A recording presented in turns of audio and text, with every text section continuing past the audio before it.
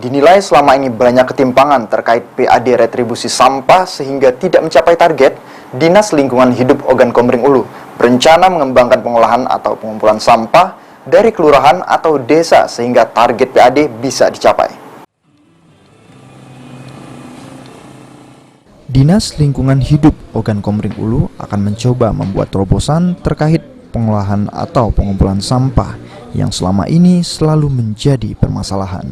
Saat ini, sampah di Kabupaten Oku, khususnya Batu Raja, diangkut langsung ke TPA Simpang Kandis, sehingga sering terjadi penumpukan di beberapa titik karena adanya pembuangan sampah yang tidak tepat waktu. Sehingga kondisi ini membuat pihak Dinas Lingkungan Hidup Oku berencana akan membuat konsep dengan tanggung jawab pengangkutan sampah tetap, yang pengumpulannya menjadi tanggung jawab kelurahan atau desa. DLH nantinya akan mengakomodir pengangkutan sampah dari rumah tangga menggunakan motor atau mobil untuk mengangkut sampah ke TPA yang diharapkan bisa lebih efektif, terutama retribusi.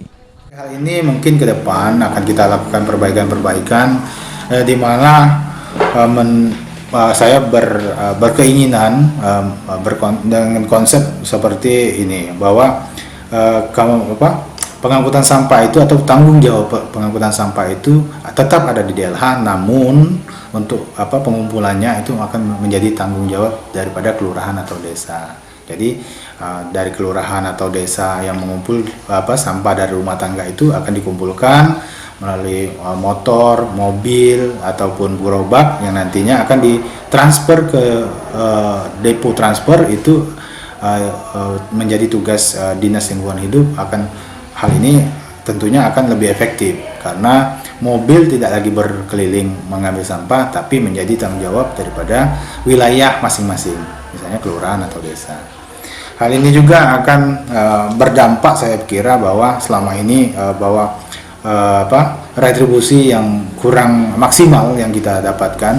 Tapi kalau dengan pola yang saya pikirkan ini atau akan dikembangkan ini, mungkin aku sudah akan tahu bagaimana jumlah retribusi yang kita dapatkan. Misalnya di suatu kelurahan ada 100 rumah tangga, jadi kita tinggal kalikan saja. Kalau satu bulan retribusinya 5.000 per rumah tangga, artinya sebulannya kita dapat sekitar 500.000. Selama untuk meningkatkan PAD retribusi sampah, pihak DLH Oku hanya menerima pembayaran iuran dengan menggandeng PDAM, dan hasilnya masih kurang efektif.